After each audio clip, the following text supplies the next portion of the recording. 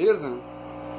Eu tava amaciando esse alto-falante aqui do ZX80D, que tava parado há muito tempo e a borracha dele tava um pouco dura, entendeu? Aí eu tô dando uma amaciada nele. Tá vendo até quantos volts RMS que ele suporta, né? Tocando livre assim, sem caixa, livre, ele solto assim. Aí tô vendo até aumentar o ganho ali, até começar a distorcer, né? Se mandar distorção em alto volume perigoso ele queimar, né? Vê, ó. Tô testando em 60 Hz. Olha lá o tanto que ela amortece. Não sei se a câmera consegue captar bem. Tá aqui no gerador de frequência do computador, ó. 60 Hz. Olha lá. É na onda limpinha, ó. Sem distorção, ó. Olha o tanto que ela amortece aí. Não queima, nem aquece. Vendo? Ele amortece bastante, não queima e nem aquece, ó. Por causa que tá sem distorção. Olha lá, onda limpinha. Dá pra aumentar mais ainda, ó. Olha lá. Ele não queima. Olha lá, onda limpinha. Tá vendo? Tá em 34 volts RMS, ó, em 60 Hz. Dá pra aumentar mais ainda. Essa vibração que você está ouvindo aí, aqui tá passando um pouco aqui pro amplificador e para as coisas aqui na mesa.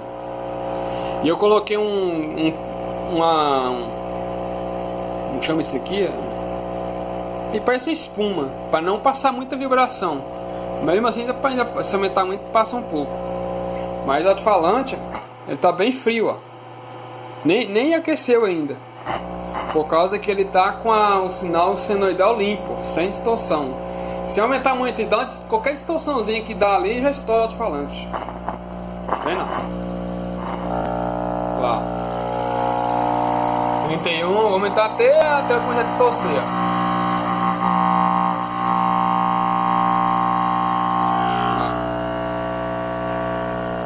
Não distorceu. Mas o alto-falante, a suspensão do alto-falante já não está aguentando muito, né? Por causa que ele está livre, ele está sem pressão da caixa. Ele está só alto-falante livre mesmo. O alto-falante livre é muito diferente do alto-falante na caixa. Por quê? Porque a pressão do ar que fica internamente dentro da caixa influencia no funcionamento do alto-falante. Até na impedância influencia, porque a pressão que fica dentro da caixa, ela segura o cone. Quando segura o cone aqui, ó, a impedância já muda. Vendo? A impedância dele muda, porque ele precisa de mais potência do amplificador para suprir aquela pressão que está tendo no cone, entendeu? Aí a curva de impedância dele desce bastante. Se eu colocar um amperímetro aqui e medir o consumo do alto-falante, ele livre vai consumir mais ou menos uns 5 amperes. Se eu segurar ele, vai lá para uns 8, porque ele precisa de mais corrente, de mais amperes, mais força do amplificador para suprir aquela pressão que está ficando no cone. Por isso que vocês não podem colocar qualquer caixa qualquer alto-falante em qualquer caixa, porque cada caixa tem que ser feita para aquele tipo de alto-falante, entendeu? Porque os alto-falantes não são todos iguais, cada um tem suas especificações, né? E seus cortes de frequência. E sua litragem também, que é o principal, né? Igual tá aqui, ó, o alto-falante livre é muito diferente do alto-falante na caixa. Por isso que você vai comprar uma caixa lá, tá escrito lá 6 ohms. Aí você vem com o multímetro e coloca lá nos terminais da caixa, o multímetro lá tá marcando 8 ohms. Não. Você compra uma caixa de 6 ohms e você vai com o multímetro, coloca lá nos terminais da caixa lá, do fio lá que coloca no aparelho, tá lá 8 ohms no multímetro. Por que isso? Porque da curva de impedância do alto-falante é 6 ohms, no mínimo 6 ohms. Ou pode ser até mais. Se você coloca o multímetro aqui, ó, dá 6 ohms e lá na caixa marca 8 ohms por causa da curva de impedância. Cada vez a caixa menor e prende mais o alto-falante, essa curva de impedância desce mais. E cada vez o alto-falante mais livre, a curva de impedância é maior, entendeu? Curva de impedância é diferente de resistência do alto-falante.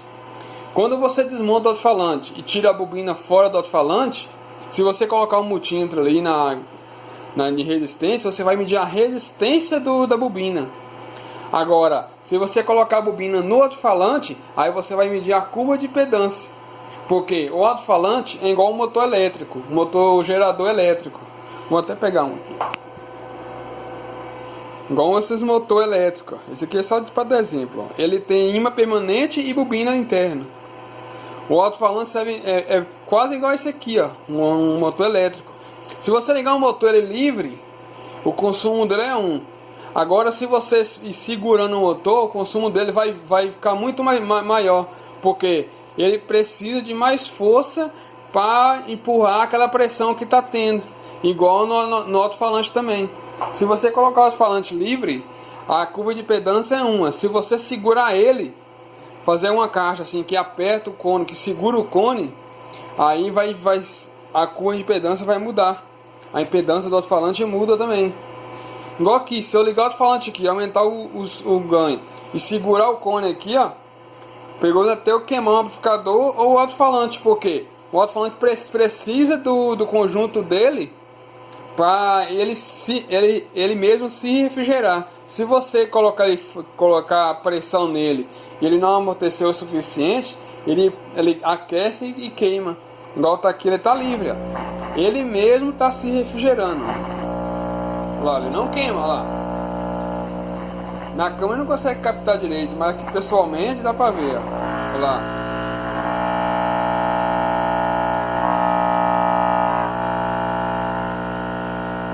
Ó, tá limpinha a onda lá. O alto-falante tá aí na loucura, mas não queima. Ele não queima e nem aquece. E quando você assim ouvindo pessoal, quando você tá ouvindo aqui, ó, pessoalmente o som tocando, quando ele distorce, você não vê aquele grave macio, redondo. Você vê aquele você não, sei lá, uma onda quadrada, onda feia, um choco. Isso aí é onda quadrada, quando tá onda quadrada. Igual você tá ouvindo o seu som lá e começa a dar aqueles graves xoxo, e parece que tá abafado, é mais por causa disso aí, por causa que tá dando distorção. Agora, quando é um grave macio, aquele grave assim que você sente no peito, ou aquele grave bem gostoso de se ouvir, aí dificilmente tá distorcendo, entendeu? Vamos ver até quando ele vai aguentar aqui sem distorção. Peraí.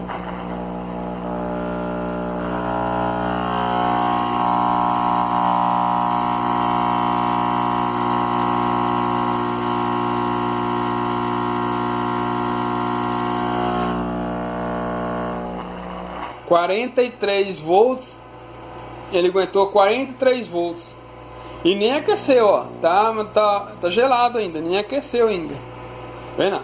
43 volts e ele, se não me engano, é 6 ohms.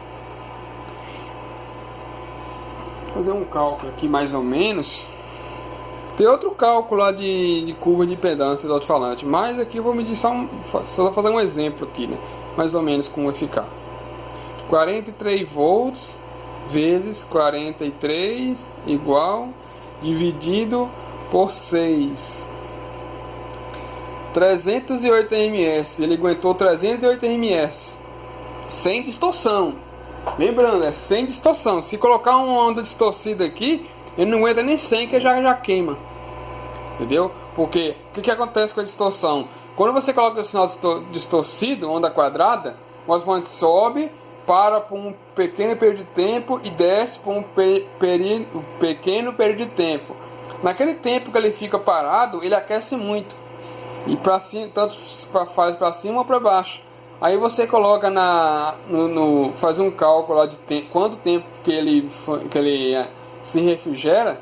Ele fica muito tempo parado. Por isso que o alto-falante queima. A maioria dos alto-falantes eles queimam mais por causa de distorção, não por causa não muito por causa de muita potência aplicada no alto-falante. É mais por causa de distorção. Entendeu? Aí vem aquelas que colocam o dobro de potência no alto-falante. Por causa disso aí.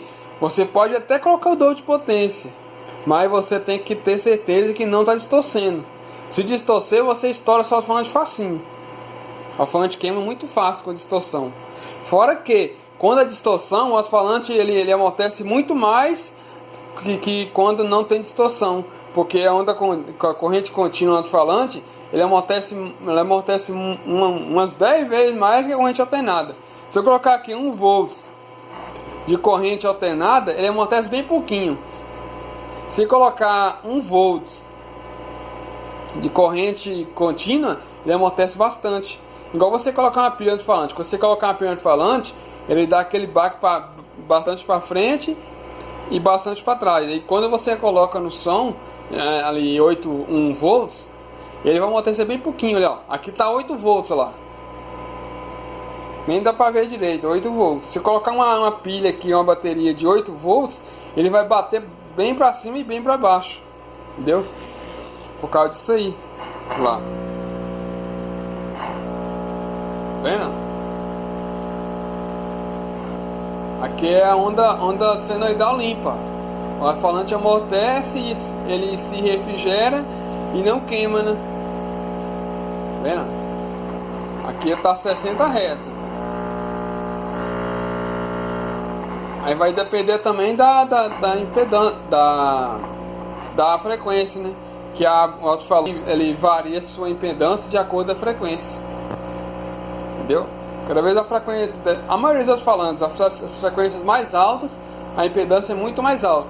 Quando a frequência é bem baixa, a frequência muda a baixa também.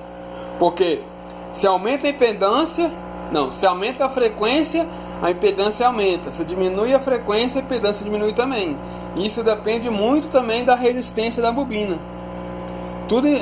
Esses fatores influenciam na impedância, né? Na curva de impedância. A resistência, a indutância e a resistência e a indutância, né, do alto-falante. Porque o alto-falante ele está usando a carga do amplificador para se movimentar, e esse pequeno período de tempo ali que ele sobe e desce ali, ó, ele está fazendo esse movimento aqui, onda senoidal, ó. Quando ele chega nesse pequeno período de tempo aqui, ó, ele gera um pouquinho de energia. Porque ele está trocando de polo, aí ele manda um pouquinho de energia para o amplificador. Mas só que o amplificador já foi feito para isso mesmo. E dependendo do amplificador, tem o fator de amortecimento bem alto, ele controla esse retorno de energia gerado pelo alto-falante. O alto-falante com um amplificador com um fator de amortecimento bem alto, o alto-falante amortece pouco, pouco não, né? Amortece menos e dá mais pressão, e dá bastante pressão sonora, entendeu? Acontece isso muito nos alto-falantes, nos amplificadores de profissional. Ele tem um fator de amortecimento bem alto. O alto-falante mexe pouquinho e tá dando a pressão sonora grande por causa disso aí. Porque o alto-falante ele só mexe só o suficiente para dar pressão sonora. E quando um amplificador com baixo fator de amortecimento, não, ele dá aquele pequeno período de tempo e joga o alto-falante para frente, joga o cone para frente e pega, aí chega ali no tempo e pega esse cone e segura, entendeu? Isso aí acontece do fator de amortecimento do alto-falante. O amplificador com baixo fator de amortecimento, ele joga o cone para frente, aí aquele jogada do cone, ele puxa o cone, entendeu? Ele dá um tempinho ali e joga o cone bem para frente, entendeu? E quando é bastante fator de amortecimento, não, ele vai só o suficiente para ele ir e voltar com o cone, entendeu? Por isso que dá pressão sonora mais limpa, mais controlada. Por causa disso aí, fator de amortecimento é o controle do amplificador com o cone, com o alto-falante. É isso aí, é tema de outro vídeo. Esse vídeo aqui é só para falar sobre esse alto-falantinho do ZX80D, né? Até que é bonzinho, gostei, ó. Ele vai longe, ó, e não queima não, ó. Ó, não queima não, o bicho vai lá em cima, ó. Se ele não aguentar, já tinha queimado faz tempo, né? Mas nem aquece, tá bem frio ainda. Entendeu? É isso mesmo, vou parar por aqui, tchau, obrigado.